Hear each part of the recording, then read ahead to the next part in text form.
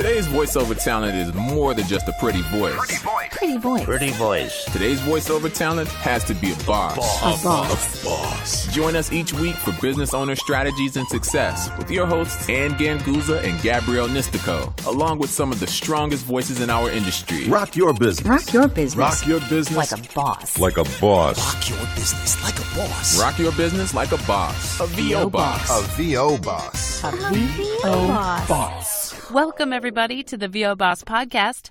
I'm your host, Ann Ganguzza, along with my beautiful holiday co-host, Gabby Nistico. Hello. Happy holidays. Yay! Happy holidays, everybody.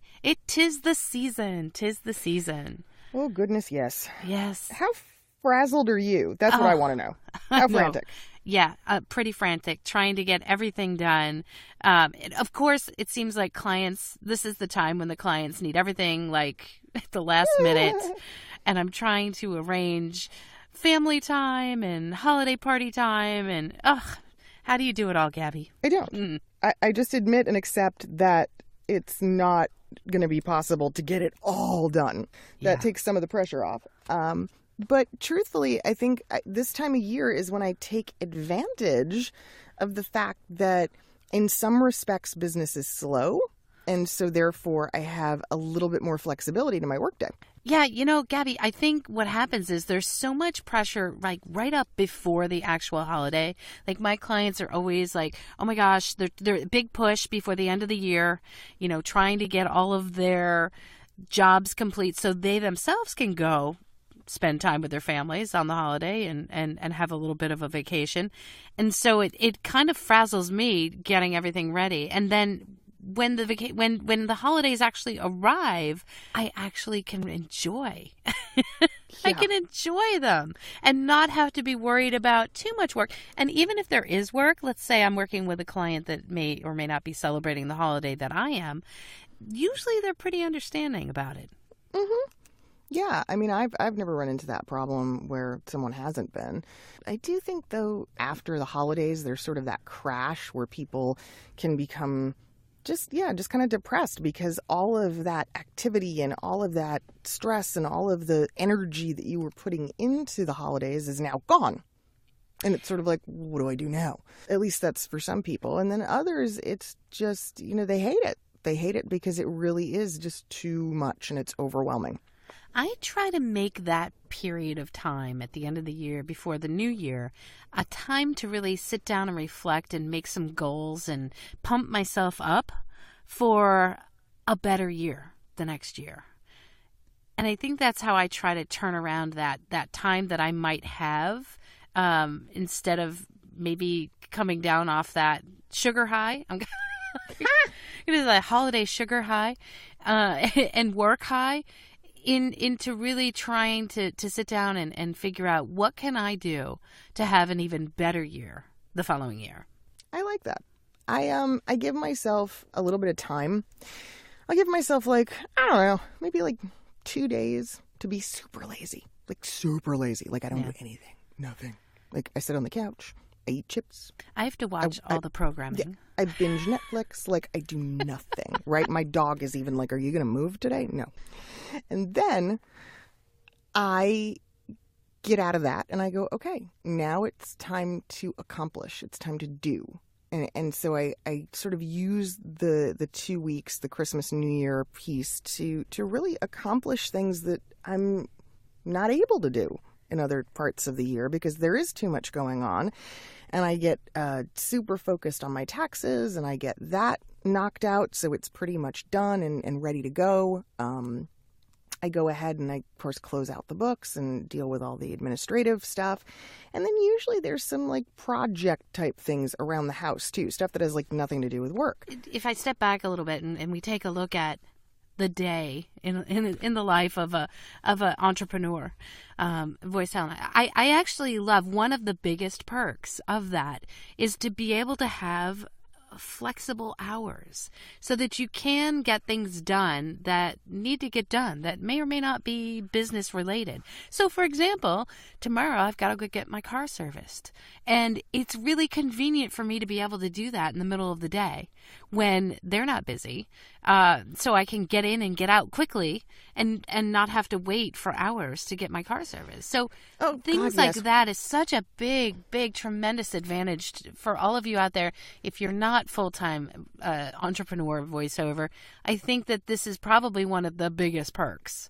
We're so spoiled. Yeah. Like Right? so spoiled. I mean, the errands that most people dread and that they have to pile up into a Saturday or a day off. Yeah. We can kind of space out and do during a regular work week. And you're right. It is things that you can do when it's quieter. Okay, part of it is, I'm in North Carolina now. God knows it wasn't this way in New York. But I can get in and out of the DMV here in like an hour. It's amazing. I love that. That probably ranks right up there at the top, too. I can devise my road trips during the times when it's not rush hour, which to me is the best thing in the world. The other day, Gabby, I had to go out at like 8 o'clock in the morning, and I was like, oh my God, where did people, there's people on the road. Yeah. We forget. It was incredible.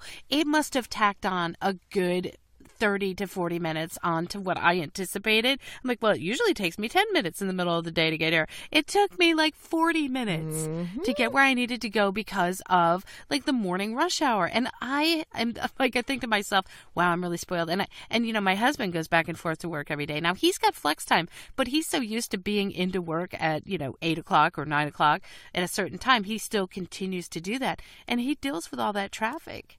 And something I've completely forgotten about since becoming my own entrepreneur, which I love. Sometimes I have to kind of catch myself because a friend will go, oh man, I'm so behind on laundry, like I'm going to spend the whole night doing it. And I'm like, sucks to be you. Because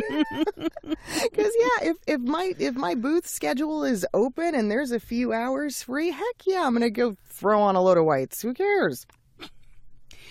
Well, I think anybody that works from home knows the flexibility of the schedule. Probably the only thing holding you back would be your clients and when your clients want to meet with you, and especially if they're on a different timetable or in a different time zone. So that can kind of, your work can kind of bleed through dinner, or, maybe it can start earlier than a typical 9 to 5 kind of a job.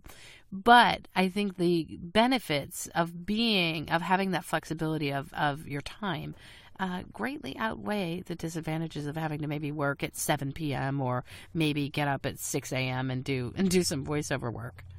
Yeah, and we get to take the biggest advantage of it around the holidays when typically, everyone else is frantic and frazzled. We can sort of use that to minimize our stress and still get our work done. However, there is one category of voiceover, one classification that doesn't have this luxury. And it's often referred to as the golden handcuffs. Ah, yes. Yeah. So promo actors and contract actors, this is a very different world. Now, I know this personally because I've done it. I've had promo contracts that lock you in for what are called dailies, the daily recordings. Mm-hmm. Yeah, that can be really tough. I think it's great to bring up the different genres and the time demands that they each have on us. For example, promo for sure, you are the golden handcuffs. You are pretty much locked into having to perform and deliver every day. Or on a schedule that is dictated by the network or who you're working for. Yeah, and holidays don't really matter. Mm-hmm. Correct. It's probably even busier during holidays. Yeah, sometimes. The holidays matter, but news doesn't stop. Yeah. Because it's a holiday. Broadcasts don't cease to exist because it's a holiday. So promo work really can potentially be 365 days a year. And, also in addition to promo work, commercial, anybody that's advertising for the holidays and sales, retail. That sort of work is also going to be probably a little bit, maybe not as demanding as promo, but I think that can also demand your time during the holidays as well, because, advertisers are trying to get the message out.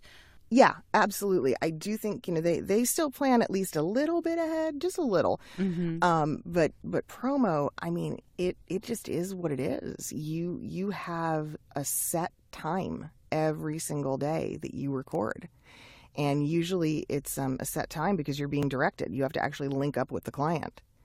And it can be kind of taxing. It can be kind of stressful. Promo talent, however, are paid very handsomely. I think I was discussing this with somebody the other day. Oh, how one of the things that I absolutely love about my business, and which is different from your business, is that I get to craft it exactly the way I want to in terms of how I spend my time. So, for example, anybody that works with me coaching-wise knows that I only coach 3 days a week, and that's because I do voiceover work as well. Now, the type of voiceover work that I do is it's not promo, so it's not demanding of me every day. So I can take those times to dedicate to my students and teach on certain days, and I can kind of set that up as a schedule. And the fact that I do a lot of narration work, that is a little bit more lenient. Sometimes clients can be demanding and say, I needed it yesterday.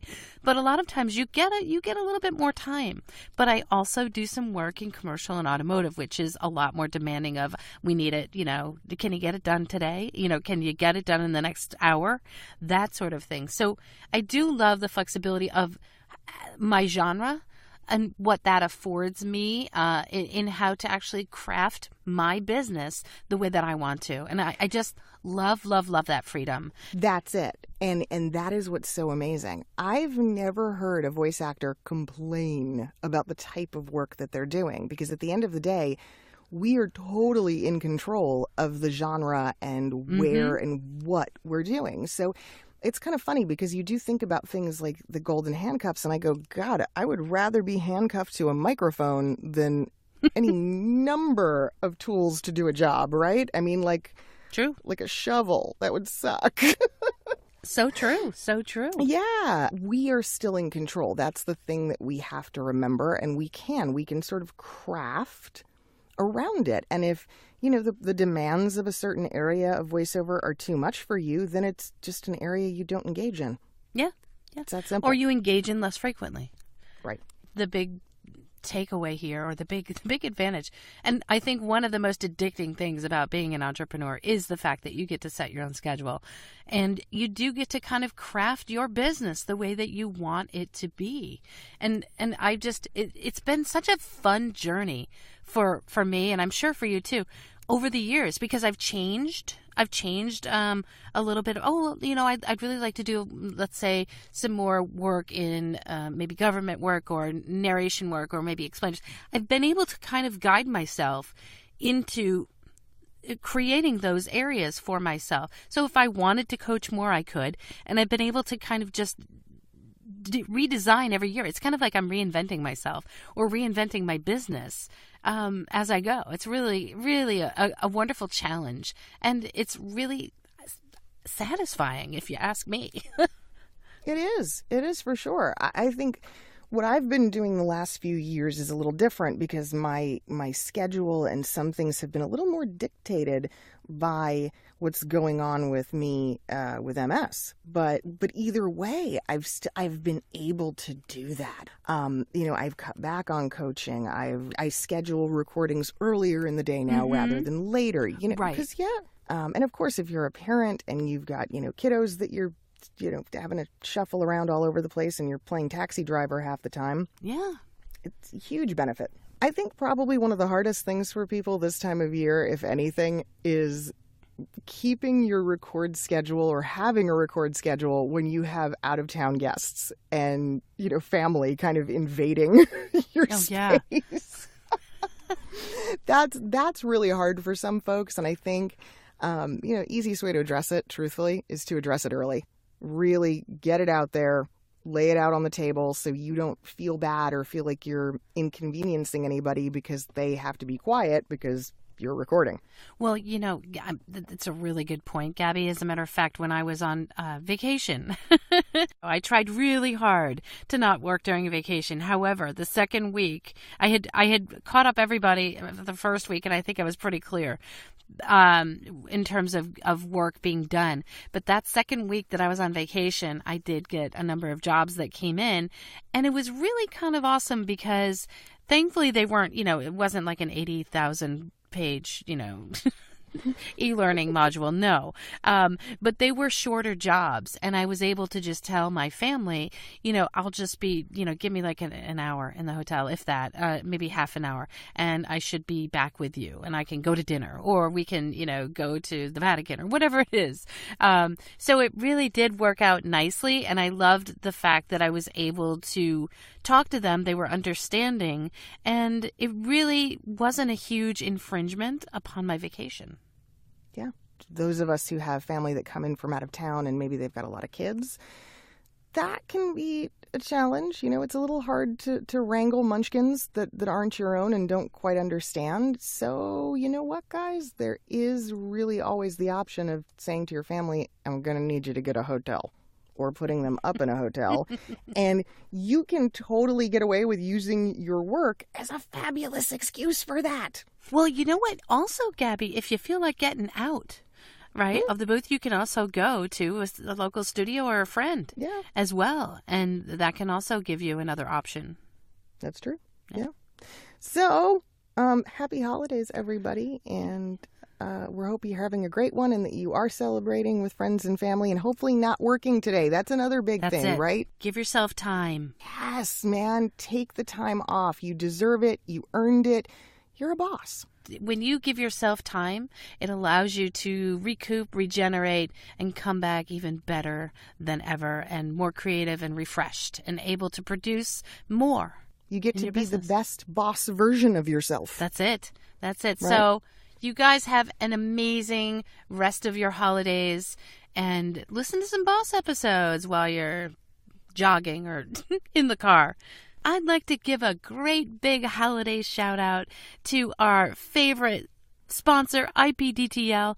You guys can connect and record and work like bosses using IPDTL and find out more at ipdtl.com. For all things boss, you can go to any of the socials, Instagram, Facebook, Twitter, YouTube, and please check out voboss.com. This is a great time of year to do it. You might have some free time on your hands, right? Get some boss swag. They make great last-minute gifts, too. Yeah. Good holiday gifts. And guys, if you think of it, leave us a review on iTunes. That would be great. Ooh, that would be awesome. Yes. We would so appreciate that. That would be your holiday gift to us. Okay, guys. Thanks so much. Have a great rest of your holiday, and we'll see you next week. Bye. Bye. Join us next week for another edition of VO Boss with your hosts, Ann Ganguzza and Gabby Nistico. All rights reserved. Ann Ganguzza voice talent in association with 3 Moon Media. Redistribution with permission. Coast-to-coast connectivity via IPDTL. Hopefully I have enough intelligent things to say. You will have plenty of intelligent things to say.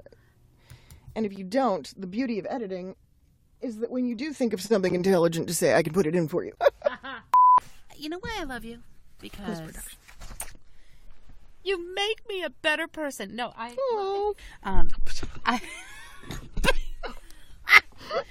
got my red headphones on today. Very nice. Yeah. So because you're always like, come on, Aunt, just do it. Like, and I sit here and I obsess and I analyze and I think, do I have anything intelligent to say? And you're like, come on, Aunt. And then ultimately you just make me be a better, like, improv kind of off the cuff person. I kind of suck at it. So if I overthink it, that's where it goes. Yeah, I just exactly. have to be like, You're okay, right. we're doing this. We should each put a camera in our booth. And we should like do a live component or like a live app. I don't know how we would do it, but like maybe that. No, we'll put it as part of our, like, we'll put a blog up. So we could actually record, like, right now. I could throw my phone in here and I could start recording. Yeah, I don't want to do it today, but like soon. Except I'm not prepared. I'm not, like, camera ready. So we should do that with the Christmas episode. We should have Santa hats on. And my red. That'd be cute. I have one. Yeah. Santa hat and my red headphones. That could be really cute. Right? My butt hurts. I need a cushion for my stool. Here. I gotta get a butt cushion. Hold on. I'm going to get my butt cushion. That's much better. Oh. That's better. Got a squishy foam pad for my butt. See, that's what's happening, Ann. I'm getting old. Where'd you go? Ann? What the hell happened?